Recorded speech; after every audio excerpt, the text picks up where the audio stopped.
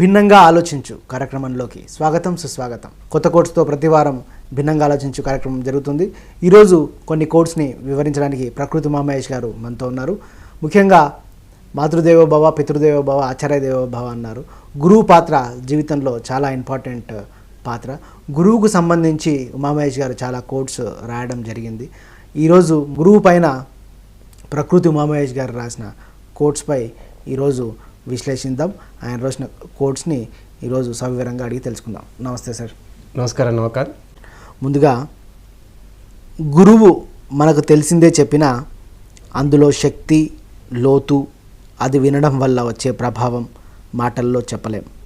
గురువు మనకు తెలిసిందే చెప్పినా అందులో శక్తి, లోతు, అది వినడం వల్ల వచ్చే ప్రభావం మాటల్లో చెప్పలేం. చాలాసార్లు మనం గురువును కలిసినప్పుడు ఆయన చెప్తున్నది వింటున్నప్పుడు ఈ విషయాలు నాకు ఆల్రెడీ తెలుసు కదా అనుకుంటూ ఉంటాం. ఎందుకంటే ఎన్నో చోట్ల వినే ఉంటాం. కొత్తగా గొప్ప గొప్ప విషయాలు ఏమి చెప్తూ ఉండకపోవచ్చు. కానీ గురువు అంటే ఒక అనుభవపూర్వకమైన ఒక మహాయోగి, మహా తపస్వి. మనం ఏదైతే విన్నామో అది కేవలం విన్నాం, అది ఇన్ఫర్మేషన్ వరకే ఉంది మన దగ్గర. మనకు కన్ఫర్మేషన్ లేదు, దాని మీద అనుభవపూర్వకమైన జ్ఞానం లేదు. ఇన్ఫర్మేషన్ ఉండడం వేరు, అనుభవపూర్వకమైన జ్ఞానం ఉండడం వేరు. సో ఒక గురువు మనకు తెలిసిందే చెప్పిన ఆ యొక్క మాటల్లో ఎంతో శక్తి ఉంటుంది.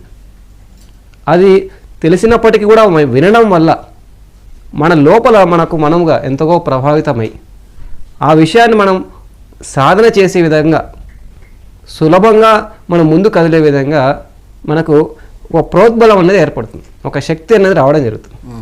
కాబట్టి గురువు ఏమైనా మాట్లాడుతున్నప్పుడు మన తెలివిని ఉపయోగించకూడదు.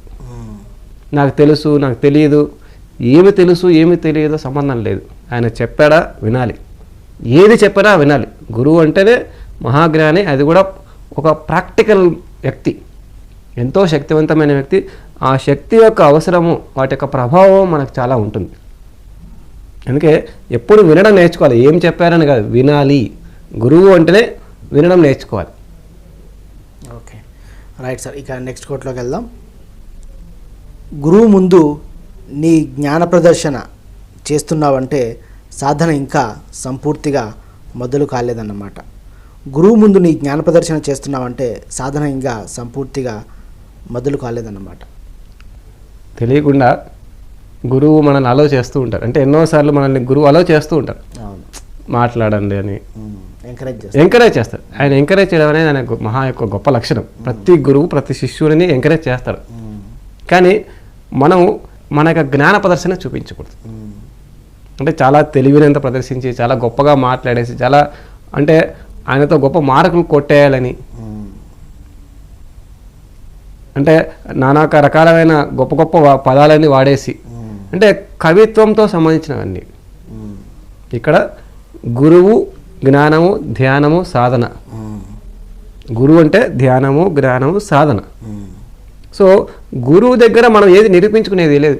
మనకంటే అద్భుతంగా గురువుకు తెలుసు మన గురించి. కాబట్టి మనము గొప్పగా నిరూపించుకునే అవసరం ఏమీ లేదు గురువు దగ్గర. ఒక అవకాశం ఇస్తే అది ఒక మహాప్రసాదంగా భావించి ఒక నిమిషం మాట్లాడి ఆయన యొక్క సమయాన్ని, 10 మంది యొక్క సమయాన్ని సద్వినియోగం చేసుకొని, అంటే ఆ యొక్క ఇచ్చిన అవకాశాన్ని మనం సద్వినియోగం చేసుకోవాలి. ఇంటెలిజెన్స్ అనేది ఇక్కడ వర్కౌట్ అయ్యే విషయం కాదు, నాకు అర్థమైన విషయం అది. గురువు దగ్గర మనం నేర్చుకోవడానికి వచ్చాం, గురువు దగ్గర ప్రదర్శించడానికి రాలేదు. గురువు దగ్గర తెలుసుకోవడానికి వచ్చాం. గురువు మహాజ్ఞాని, మహాసముద్రం. ఎంత తెలుసుకునేది ఉంటూనే ఉంటుంది. అవకాశం ఇచ్చారు కదా అని చెప్పేసి మనం అనవసరంగా సమయాన్ని వృధా చేయడానికి వీలు లేదు. ఆయన సమయం అనేది ఈ విశ్వానికి మొత్తానికి అవసరమైన సమయం, అవునా కదా. సో చాలా విలువ తెలుసుకొని, అంటే ఒక డైమండ్ని మనం ఎలా వాడుకుంటాం, అవసరానికి మించి బయటకు తీయాలి. గురువు గారి దగ్గర మనం స్పెండ్ చేసే సమయాన్ని మనం చక్కగా సద్వినియోగం చేసుకొని, మన జ్ఞానాన్ని ప్రదర్శించి, సమయాన్ని వృధా చేయకుండా, ఆయన దగ్గర నుంచి నేర్చుకోవాల్సినవన్నీ నేర్చుకొని, తెలుసుకోవాల్సినవన్నీ తెలుసుకొని, ఆయన యొక్క జీవిత సమయాన్ని మనం సద్వినియోగం చేసుకోవాలి. మళ్ళీ మళ్ళీ వచ్చే అవకాశం కాదు అది. అందుకే పెద్దల దగ్గర ఎక్కువ మాట్లాడొద్దు, వినాలంటారు. ఎస్, మనకన్నా ఎక్కువ జ్ఞానం ఉన్న వాళ్ళ దగ్గర వినాలి. వినడం ఒక్కటే విధానం. డెవలప్ కావాలి అనుకుంటే ఆల్రెడీ డెవలప్ అయ్యాను అనుకున్నవాడు ఏం చేస్తాడో తెలియకుండా మాట్లాడేస్తాడు. కరెక్ట్. గురువు విలువ తెలియని వాడు, ఆ గురువు గొప్పతనం తెలియని వాడు, గురువు ఎంతటి వాడో తెలియని వాళ్ళు తెలియకుండా ఏం చేస్తారంటే తెలియక మాట్లాడతారు. తెలిస్తే నిజంగా గురువు ఒక విశ్వరూపం తెలిస్తే మాటలు రావు, తెలియదు. గురువు ముందున్నప్పుడు సహజంగా వినయం కలిగింది అంటే గురువు మన అంతరంగంలో అడుగు పెట్టాడు, సాధన మొదలైందన్నమాట. గురువు ముందున్నప్పుడు సహజంగా వినయం కలిగిందంటే గురువు మన అంతరంగంలో అడుగు పెట్టాడు, సాధన మొదలైందన్నమాట. మనకు గురువు చూపించిన దారిలో వెళ్ళడం మొదలు పెడితే తెలియకుండానే కొన్ని అనుభవాలు వచ్చి, అనుభవపూర్వకమైన జ్ఞానం వచ్చి, ఆయన చూపించే దారి ఎంత అద్భుతమైన దారి, ఎంత మనకు మన జీవితంలో నిత్య జీవితంలో కాదు ఈ యొక్క జన్మని మొత్తం సార్థకం చేసుకోవడానికి ఎంత అద్భుతంగా ఉపయోగపడుతుందనే ఒక క్లారిటీ మనకు వస్తుంది ఎప్పుడైతే సాధన మొదలవుతుంది. ఆ సాధన మొదలై కొంచెం అడుగులు వేసిన తర్వాత ఆటోమేటిక్గా గురువు వచ్చినప్పుడు మనలో వినయం వస్తుంది. వినయం వచ్చిందంటే లోపలికి ఆయన యొక్క జ్ఞానము లోపలికి వెళ్ళింది, మనం అడుగులు వేయడం మొదలుపెట్టామని. వినయం లేకుండా అంటే గురువు వచ్చిన తర్వాత కూడా, గురువు అని తెలిసిన తర్వాత కూడా లోపల నుంచి వినయం రావట్లేదు అంటే మనం ఇంకా మొదలు పెట్టలేదు సాధనాన్ని. ఇన్ఫర్మేషన్ తెలుసు అంటే గురువు దగ్గర వినమ్రతతో ఉండాలి. వినమ్రత అనేది లోపల నుంచి రావాలి, యాక్షన్ కాదు, అది సహజ సిద్ధంగా రావాలి. వినయము సహజంగా వస్తే, వినయము నటించడం వేరు. ఓకే, రైట్, అర్థమైంది. వినయం సహజంగా లోపల నుంచి రావాలి. లోపల నుంచి వచ్చిందంటే నువ్వు దారిలో ఆల్రెడీ పడేయావని అర్థం. ఆ గురువుని లోపల నుంచి గుర్తించావని అర్థం. లోపల నుంచి ఎప్పుడైతే గుర్తిస్తావో వెంటనే మనకు అమ్మ నాన్న ఎవరైనా దెబ్బ తగిలినాడు అమ్మ అని మనం ప్రయత్నం చేయకుండానే వస్తుంది ఎవరైనా దెబ్బ తగిలితే, అవునా కదా. ఆ విధంగా గురువు వచ్చినప్పుడు, గురువు ఎదురుగా ఉన్నప్పుడు, గురువు చుట్టుముట్టుగా ఉన్నప్పుడు మన లోపల సహజమైన వినయం అనేది ఉండాలి. అది ఉంది అంటే మనం దారిలో ఉన్నామని అర్థం. అది లేదు అంటే మనం గురువు అనే ఇన్ఫర్మేషన్ తెలుసు, ఇంకా ఆయన దారిలో మనం ఇంకా ప్రాక్టీస్ చేయలేదు. ఎంతగా ప్రాక్టీస్ చేస్తే మనకు ఆటోమేటిక్గా లోపల నుంచి అంత గౌరవం పెరుగుతుంది. మ్యాథమెటిక్స్ లెక్చరర్ ఉన్నాడు, మన మ్యాథమెటిక్స్ స్టూడెంట్ అయితే ఆటోమేటిక్గా ఒక మ్యాథమెటిక్స్ లెక్చరర్ అంటే ఒక గౌరవం ఉంటుంది. ఎందుకంటే నేర్చుకోవాల్సింది ఎంతో ఉంది, వాళ్ళకి ఎంతో ఎక్కువ తెలుసు కాబట్టి. ఇది కూడా అంతే. ఓకే, నెక్స్ట్ కోట్లోకి వెళ్దాం. సాధన ఎంత పెరిగితే అంతగా గురువు లోతు మనకు అర్థమవుతుంది, అంతగా గురువు ముందు మాటలు తగ్గిపోతాయి. సాధన ఎంత పెరిగితే అంత గురువు లోతు మనకు అర్థమవుతుంది, అంతగా గురువు ముందు మాటలు తగ్గిపోతాయి. నాకు ఆల్రెడీ అనుకున్న విధంగానే సాధన పెరిగే కొద్దీ మనకు సత్యం అర్థం కావడం మొదలుపెడుతుంది. మనకు సత్యం ఇంత కొంచెం అర్థమవుతూనే మన యొక్క గురువు యొక్క లోతు, ఆయన ఎంత మహాజ్ఞాని అనేది అర్థం కావడం మొదలవుతుంది. అప్పుడు నోరు పడిపోతుంది మనకి. సహజంగానే మాటలు రావడం బంద్ అవుతుంది. ఇందాక నువ్వు కూడా అన్నట్టు మాటలు ఆటోమేటిక్గా బంద్ అయిపోతాయి. వినడం మొదలు పెడతాం,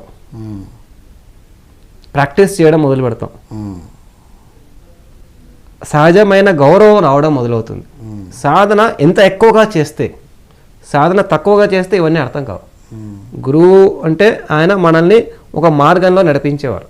ఆ మార్గంలో మనం ఎంతగా వెళ్తే ఆ యొక్క మార్గంలో ఆయన ఎంత ఎత్తులో ఉన్నాడు, హిమాలయ ఎంత ఎత్తులో ఉన్నాడు, మనం ఇంకా ఎక్కడ ఉన్నాం అనే ఒక క్లారిటీ మనకు వస్తుంది. న్యాచురల్గా మనకు ఆయన యొక్క లోతు, ఆయన మీద గౌరవము, తెలియని ఒక రకమైన భయము. ఒక హిమాలయాన్ని చూస్తే మనకు తెలియకుండానే ఒక హైట్ చూస్తే ఒక భయం వేస్తుంది. శ్రీకృష్ణుడు విశ్వరూపం చూసినప్పుడు అర్జునుడు లాంటి వారికే ఒక రకమైన భయం లాంటిది వచ్చినట్టు మనం సీరియల్లో చూస్తూ ఉంటాం. సో ఇది కూడా అంతే. ఆయన విశ్వరూపం మనకు అర్థమైతే లోపల భయం చాలా వచ్చేస్తుంది సహజంగా. గౌరవంతో కూడిన భయం, భక్తితో కూడిన భయం. దేవుడు అంటే భయం ఎలా ఉంటుందో అలా గురువు అంటే కూడా ఒక భయం వచ్చేస్తుంది. ఓకే సార్, ఇక నెక్స్ట్ కోట్లోకి వెళ్దాం. మైకు పట్టి గొప్పగా మాట్లాడడం గురువు లక్ష్యం కాదు, అనుకున్న దారిలో నడిపించడమే గురువు లక్ష్యం. మైకు పట్టి గొప్పగా మాట్లాడడం గురువు లక్ష్యం కాదు, అనుకున్న దారిలో నడిపించడమే గురువు లక్ష్యం. మామూలుగా అనుకుంటూ ఉంటాం మనం, ఎక్కువగా మాట్లాడేవారు గురువు ఏమో అని. ఎక్కువ పాండిత్యం చూపించారు, ఎక్కువగా మాట్లాడి ఎక్కువ అన్ని విషయాలు చెప్పేసేవాళ్ళు మహాగురువు ఏమో, మహాజ్ఞానేమో అనుకుంటాం. గురువు ఎప్పుడు లక్ష్యం మాట్లాడడం కాదు, మనల్ని సరైన దారిలో నడిపించడం. అందుకే చాలామంది గురువులు అతి తక్కువగా మాట్లాడతారు. అవకాశం ఇచ్చినా కూడా మనము పత్రికారి విషయం చూసే ఉంటాం, అందరికీ తెలుసు. మహా ధ్యానమా చక్రం అంటే కూడా వారం రోజులు 10 రోజులు ప్రోగ్రామ్ అంటే కూడా ఆయన అర్ధ గంట కంటే ఎక్కువ మాట్లాడు. మనం దారిలో ధ్యానం చేస్తున్నామా లేదా, ధ్యానంలో ముందుకు వెళ్తున్నామా లేదా అన్ని గమనిస్తూ అన్ని చేపిస్తూ ఉంటాడు.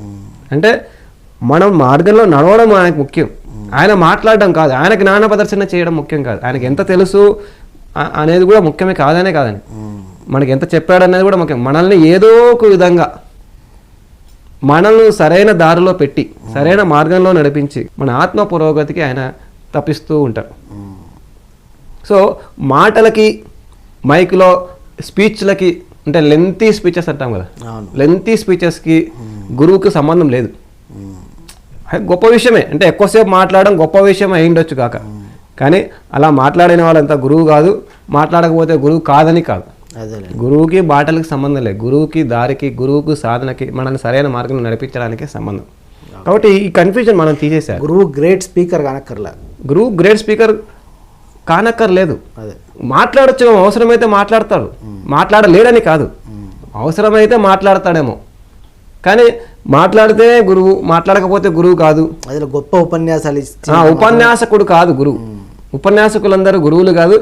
గురువు ఉపన్యాసం ఇవ్వాల్సిన రూల్ ఏం లేదు. ఉపన్యాసం అవసరమైతే ఇవ్వచ్చు. వాళ్ళు పండితులు. వివేకానందుడు ఎన్నో ఉపన్యాసాలు ఇచ్చేవారు, అది వేరు. అవసరమైతే ఇస్తాడేమో, బట్ ఉపన్యాసానికి గురువు యొక్క లక్షణానికి మనం పిలిచాం. కొంతమంది అసలు మాట్లాడారు. రమణ మహర్షి గారు అసలు మాట్లాడలేదు, వివేకానంద గారు చాలా స్పీచ్లు ఇచ్చారు, రామకృష్ణ పరమహంస గారు అసలు మాట్లాడలేదు అన్న కదా. మనం చూస్తే రకరకాల లక్షణాలతో ఉంటారు గురువు. షిరిడి సాయిబాబా గారు అసలు నోరు ఎత్తలేదు, ఏదో ఒక మాట అప్పుడప్పుడు చెప్పి అన్ని మహిమలు చూపించేవారు. సో రకరకాల గురువులు ఉంటారు. సో మనకు తెలియకుండా ఇలా మాట్లాడిన వాడే గురువు అంటే మన గురువుకు ఒక లక్షణాన్ని అంటించకూడదు. గురువు అంటే నిర్గుణుడు, అంటే అన్నిటికీ అతీతుడు, అన్నీ తెలిసి కూడా కాముగా తెలియని వాడిలాగా నార్మల్గా ఉండేవాడు. ఓకే సార్, ఇక నెక్స్ట్ కోట్లోకి వెళ్దాం. గురువుకు అంకితం అవ్వడం అంటే గురువు చూపిన దారికి అంకితం అవ్వడమే. గురువుకు అంకితం అవ్వడం అంటే గురువు చూపిన దారికి అంకితం అవ్వడమే. మనము స్కూల్కి వెళ్ళిన చిన్న స్కూల్లో ఒక మ్యాథమెటిక్స్ టీచర్ ఉంటారు మనకి, లేదా ఫిజిక్స్ టీచర్ ఉంటారు. వాళ్ళు ఏం కోరుకుంటారు మన దగ్గర నుంచి? మనం ఆ మ్యాథమెటిక్స్ లేదా ఫిజిక్స్ సబ్జెక్ట్ని బాగా చదివి మంచి మార్క్ తెచ్చుకోవాలని కోరుకుంటాం. అంటే ఆయన చెప్పిన సబ్జెక్టు మనం బాగా చదువుకోవాలి. అలాగే మరి ఆధ్యాత్మిక గురువుని తీసుకుంటే ఏం కోరుకుంటారు ఆయన మన దగ్గర? చెప్పుడు ఒకటే కోరుకుంటారు, మనం మార్గంలో నడిచి మనం అభివృద్ధి చెందుతున్నామా అని. సో గురువుకు అంకితం కావడం అంటే ఒక వ్యక్తికి అంకితం కాదు, అంటే గురువుని గొప్పగా పూజించడమో గురువు గురించి గొప్పగా మాట్లాడడమో అది కాదు. గురువు ఎప్పుడు మన నుంచి కోరుకునేది ఒకటే, మనము మార్గంలో నడవడం, మన మార్గానికి అంకితం కావడం, ఆయన చూపిన దారికి అంకితం కావడం. పత్రికారు మనకు అడిగేది ఒకటే, ధ్యానం చేసావా, ధ్యానం చెప్పావా, ధ్యానం చేసావా, ధ్యానం చెప్పావా. అంటే మార్గానికి ఆయన సంపూర్తిగా ఇంపార్టెన్స్ ఇస్తారు. మనం ఇవన్నీ కూడా మన గురువు గారిని గమనిస్తే మనకు అర్థమయ్యే విషయాలు. ఆయన గురించి ఆయన ఎప్పుడూ ఎక్స్పెక్ట్ చేయరు, ఆయన గురించి ఆయన ఏం మాట్లాడామని కూడా ఎక్స్పెక్ట్. ధ్యానం చేసావా, ధ్యానం చెప్పావా అంటే మార్గము. ఆయన చెప్పిన మార్గానికి అంకితం అయితే ఎంతో ఆనందపడతారు. ప్రతి గురువు అంతే, ఫిజిక్స్ గురువు చిన్న నార్మల్ మన టీచర్స్ దగ్గర నుంచి తీసుకుంటే మన తల్లిదండ్రులు కూడా వాళ్ళని ఎంత గౌరవించామనే దానికంటే మనం ఎంత అభివృద్ధిలోకి చెందాం, వాళ్ళు చెప్పిన మంచి దారులు నడవడికలో నడిచి ఎంత క్రమశిక్షణగా ఉంది అనేదే వాళ్ళు కోరుకుంటారు. సో మన గురువు ఇంకా మహాజ్ఞాని అయినప్పుడు మన నుంచి ఏం కోరుకుంటాడు? ఒకటే కోరుకునేది, మనం మార్గానికి అంకితం అయ్యామా, ఆయన గురించి గొప్పగా మాట్లాడాము, ఆయన గురించి తక్కువగా మాట్లాడాము, అసలు ఏం మాట్లాడాము అవన్నిటికీ ఆయనకు సంబంధం లేదు. మన పురోగతి, మన సాధన, మనం ఎంత సాధన చేస్తున్నాం, ఎంత డెవలప్ అయ్యాం అదే ఆయన కోరుకుంటాడు. దానికి అంకితం కావాలి, గురికి అంకితం కావడం అంటే ఆయన చెప్పిన దారికి అంకితం కావాలి. ఇక నెక్స్ట్ కోట్లోకి వెళ్దాం. మనం సరియైన దారిలో వెళ్ళాలి అనుకుంటే మనకు ఎప్పుడైనా ఎక్కడైనా ఏదో రూపంలో సరియైన గురువు తప్పక ఎదురవుతాడు. నేను ఏదో మంచి దారిలో వెళ్దాం అనుకుంటున్నాను, కానీ నాకు ఎవరు డైరెక్షన్ చూపించే వాళ్ళు లేరు అని అనుకుంటూ ఉంటాం, అంటే దారి చూపించే వాళ్ళు లేరు. సత్యం ఏంటంటే మనకు చిన్నప్పుడే చెప్పబడింది, where there is a will there is a way. మనసు ఉన్న చోట ఖచ్చితంగా మార్గం అనేది ఉండి మార్గం దొరకట్లేదంటే మనసు సంపూర్తిగా లేదు అని అర్థం. అంటే మనసు దాని మీద దృష్టీకరించట్లేదు. మనం ఇష్టపూర్వకంగా ఎస్ నేను ఒక సరైన దారిలో వెళ్ళాలి అనే ఒక పట్టుదలతో కూడిన నిర్ణయం తీసుకుంటే ఖచ్చితంగా ఏదో ఒక రూపంలో మనం అనుకుంటాం, భౌతిక రూపంలో ఒక వ్యక్తి వచ్చి చెప్తాడేమో. భౌతిక రూపంలోనే రావాల్సిన అవసరం లేదు గురువు అనేవారు. ఒక పుస్తకం రూపంలో రావచ్చు. ఒక ఓషో రజనీష్ పుస్తకాల రూపంలో నాకు ఎంతో జీవితం మారిపోయింది. దీపక్ చోప్రా గారు ఎక్కడో, ఆయన నేను ఎక్కడో, మనం ఎక్కడో, వ్యాన్ డయర్ గారు, ఇట్లా ఎంతోమంది మహానుభావులు, వివేకానందుడు గారు వందల సంవత్సరాల క్రితం ఆయన రాసిన పుస్తకాలు ప్రపంచానికంతా ఉపయోగపడుతున్నాయి. గురువు అంటే జ్ఞానము, గురువు అంటే వ్యక్తి కాదు. సో ఒక అవసరమైన చోట, అవసరమైన సమయంలో, అవసరమైన రూపంలో మనకు తప్పనిసరిగా ఏదో ఒక దారి మనకి ప్రకృతి లేదా గురువు అనేవాడు దారి చూపిస్తూనే ఉంటాడు. మనం మొట్టమొదటిగా ఎస్ నేను ఈ దారిలో వెళ్ళాలి, నేను సరైన దారిలో వెళ్ళాలి అనే ఒక గట్టి నిర్ణయం తీసుకోవాలి. ఎప్పుడైతే మనం నిర్ణయం తీసుకుంటామో ఆ నిర్ణయానికి తగిన విధంగా మనకి ప్రకృతి సహాయం చేయడం జరుగుతుంది, గురువు సహాయం చేయడం జరుగుతుంది. ఏదో ఒక రూపం, ఖచ్చితంగా ఏదో ఒక రూపంలో మనకి కనబడతాడు గురువు.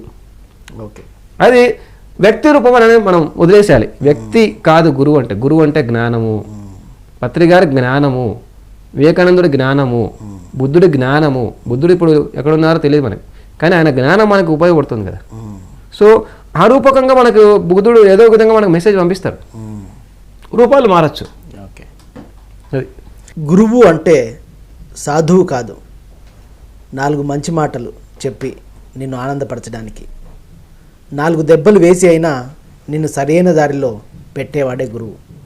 గురువు అంటే సాధువు కాదు, 4 మంచి మాటలు చెప్పి నిన్ను ఆనందపరచడానికి, 4 దెబ్బలు వేసి అయినా నిన్ను సరైన దారిలో పెట్టేవాడే గురువు.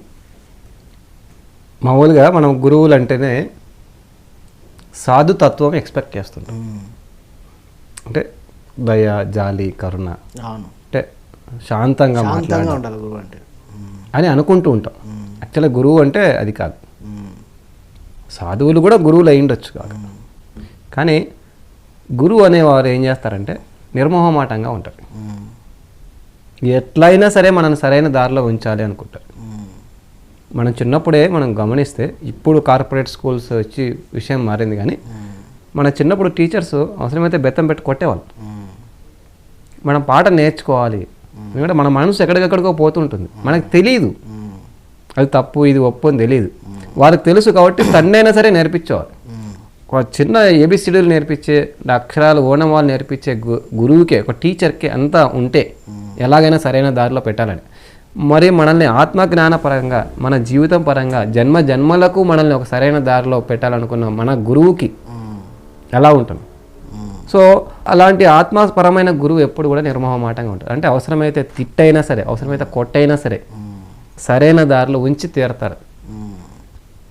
తన శిష్యుడు తనవాడు అనుకుంటే ఏం వదిలే ప్రసక్తే ఉండదు.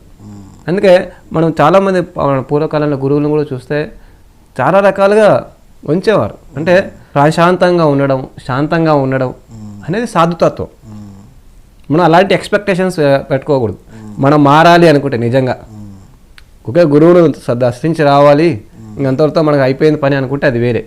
గురువు దారిలో నడవాలి, ఆయన శిష్యరికంలో మనం జీవితాన్ని మార్చుకోవాలి అంటే అన్నిటికీ రెడీగా ఉండాలి. మన హాని పక్కన పెట్టి నన్ను తిట్టకూడదు, నాతో గౌరవంగా మాట్లాడాలి గురువు, నాతో ప్రేమగా మాట్లాడాలి, ఇలాంటి ఎక్స్పెక్టేషన్స్ అనేవి రాంగ్ కాన్సెప్ట్. గురువు దగ్గరికి వెళ్తే మనం అన్ని రకాలుగా మనల్ని మనం మలుచుకోవడానికి రెడీగా ఉండాలి. ఆయన మలిచిన దారిలో మనల్ని మనం మలుచుకోవడానికి, ఆయన చెప్పిన దారిలో తిట్టి అయినా సరే, తిట్టించుకోనైనా సరే, కొట్టించుకోనైనా సరే, ఎలాంటి పరిస్థితులు అయినా సరే మనం సరైన దారిలో వెళ్ళడానికి రెడీగా ఉంటేనే మనం సరైన శిష్యులం అవుతాం. గురువు ఎప్పుడు నిర్గుణుడు, ఒక గుణానికి అంటుకొని ఉండడు, మహా జ్ఞాని కాబట్టి మనల్ని సరైన దారిలో ఖచ్చితంగా పెట్టాలనుకున్నాడు. కాబట్టి సరికాని దారిలో మనం ఎలా పోతున్నాం ఓకే అనుకుంటే మన గురువు కాదు కదా. Okay, right sir. ఈ నెక్స్ట్ కోట్లోకి వెళ్దాం. గురువును మించిన హితుడు, స్నేహితుడు ఉండడు ఈ లోకంలో. హితము అంటే మనం జనరల్గా భౌతికమైన హితాలు అనుకుంటాం, మంచి ఉద్యోగం, ఆరోగ్యం, ఇలాన్ని. కానీ మన గురువు మన యొక్క జన్మల హితము కోరుకుంటూ ఉంటాడు. మనకు ఈ జన్మకే ముక్తి రావాలని కోరుకుంటాడు. ఓకే. ఆ రకంగా మనల్ని సాధనలోకి దించుతాడు. ఆ రకంగా మనల్ని ట్రైన్ చేయడానికి ట్రై చేస్తాడు. ఆ రకంగా మనల్ని మలచడానికి ప్రయత్నిస్తాడు. ఈ జన్మకు ఈ రోజుకి మన తల్లిదండ్రులు ఆలోచిస్తుండొచ్చు, మన యొక్క స్కూల్లో టీచర్స్ ఆలోచిస్తున్నట్టు. ఈరోజు నువ్వు పాస్ అయితే చాలు, మంచి మార్కులు వస్తే చాలు, ఉద్యోగం వస్తే చాలు. మన యొక్క ఆధ్యాత్మిక గురువులు అలా ఉండరు. ఈ జన్మలకి మన లోపల ఉన్న దైవత్వాన్ని మేల్కొలిపి మనల్ని సరైన మార్గంలో ఉంచి ఇంకో జన్మంటూ లేకుండా చేయడానికి అనేక ప్రయత్నాలు చేస్తూ ఉంటారు. సో మరి అంత అద్భుతమైన అంత మహా గొప్ప కార్యాన్ని, అంటే మన జీవితంలో మన కళ్యాణం, మన కళ్యాణమే కాదు, లోక కళ్యాణంలో అంటే ప్రపంచమంతా ముక్తి గావించాలి అనే ఒక ప్రయత్నాల్లో ఉంటారు. సో అంతకంటే గొప్ప హితుడు ఎవరు ఉండరు ఈ ప్రపంచంలో. మన తల్లిదండ్రులకో మన వాళ్ళకో ఓకే, వాళ్ళు కూడా హితులే, కానీ ఆ యొక్క అద్భుతమైన మహాజ్ఞానంతో కూడిన హితం కాదు అది. భౌతికమైన హితం మంచిదే, కానీ గురువు యొక్క హితం వేరు. గురువును మించిన స్నేహితుడు కూడా లేడు.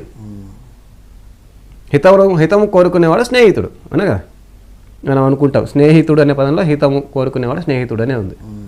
సో మనకు మంచి, అందరికంటే ఎక్కువ మంచి, మన గురించి మనకు మంచి కోరుకునే వ్యక్తి ఒకే ఒక వ్యక్తి ఎవరైనా ఉన్నారంటే ఈ ప్రపంచంలో మొదటి వ్యక్తి గురువే, నాకు అర్థమైనంత వరకు. రైట్ సార్, థ్యాంక్ యూ అండి. ఇక నెక్స్ట్ కోట్లోకి వెళ్దాం. గురువును అనుకరించడం రోగం, గురువును అనుసరించడం యోగం. గురువును అనుసరించడం రోగం, గురువును అనుకరించడం రోగం, గురువును అనుసరించడం యోగం. ఇక్కడ మనం డిఫరెన్స్ తెలుసుకోవాలి. గురువుని అనుకరించడం, గురువుని అనుసరించడం. అంటే అనుకరించడం అంటే ఆయన ఎలా మాట్లాడితే మనం అలా మాట్లాడడం, ఆయన ఎలా డ్రెస్ చేసుకుంటే మనం అలా డ్రెస్ చేసుకోవడం, ఆయన భౌతికంగా ఎలా తయారైతే అలా మనం తయారు కావడం, ఆయన నడిచినట్టు మనం నడవడం, ఆయన మాట్లాడినట్టు మనం మాట్లాడంటే హావభావాలు. అంటే మిమిక్రీ చేస్తుంటారు కదా, లేదంటే సినిమాలో మనం చూస్తుంటాం యాక్షన్ చేస్తారు. అంటే ఎవరిదో శ్రీకృష్ణుడి లాగా యాక్షన్ చేస్తారు నాటకం. మనం శ్రీకృష్ణుడు అయిపోం. శ్రీకృష్ణుడిలా గొప్పగా నాటకం చేయొచ్చు కాగా, కానీ శ్రీకృష్ణుడిగా కావాలంటే ఆయన చెప్పిన సాధన చేయాలి. శ్రీకృష్ణుడు చెప్పిన సాధన చేయాలి. రాముడిలాగా గొప్పగా నాటకం వేయచ్చు, రాముడేనేమో అనుకునే విధంగా మన నాటకం వేయచ్చు. దానివల్ల అందరూ చప్పట్లు కొడతారు కూడా, చాలా గొప్ప ఫేమస్ అయిపోవచ్చు కూడా, పాపులర్ అయిపోవచ్చు. కానీ దానివల్ల వచ్చిన లాభం లేదు. దానివల్ల తెలియకుండా ఏదో ఒక రోజు దుఃఖానికి లోనవుతాం. అనుకరణ కాదు. అంటే గురువుని మనం చేయాల్సింది భౌతికమైన అనుకరణ కాదు, గురువులాగా యాక్షన్ చేయడం కాదు, గురువు చూపిన దారిలో వెళ్ళడం అంటే అనుసరించడం అంటారు. అంటే ఆయన చెప్పిన మార్గంలో నడవడం చేయాలి.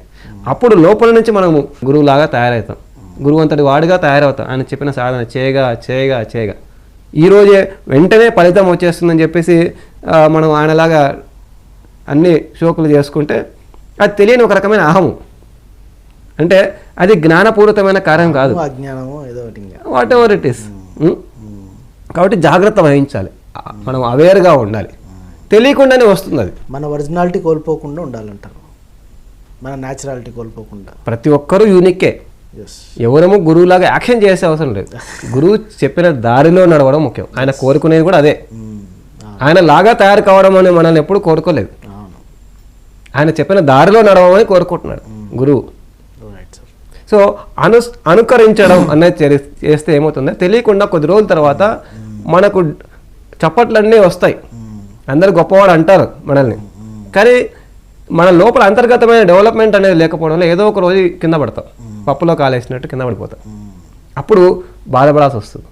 అంతవరకు ఎందుకు, ఈరోజే ఇప్పుడే అర్థం చేసుకొని మనం ఏం చేస్తున్నాము, అనుసరిస్తున్నావా అనుకరిస్తున్నావా, గురువు చెప్పింది చేస్తున్నావా, గురువు లాగా మనల్ని మనం చూపించుకోవడానికి ట్రై చేస్తున్నావా అనేది చాలా చాలా చాలా ముఖ్యం. ఇది తెలియని ఒక ఆధ్యాత్మికమైన తెలియని తప్పటడుగు.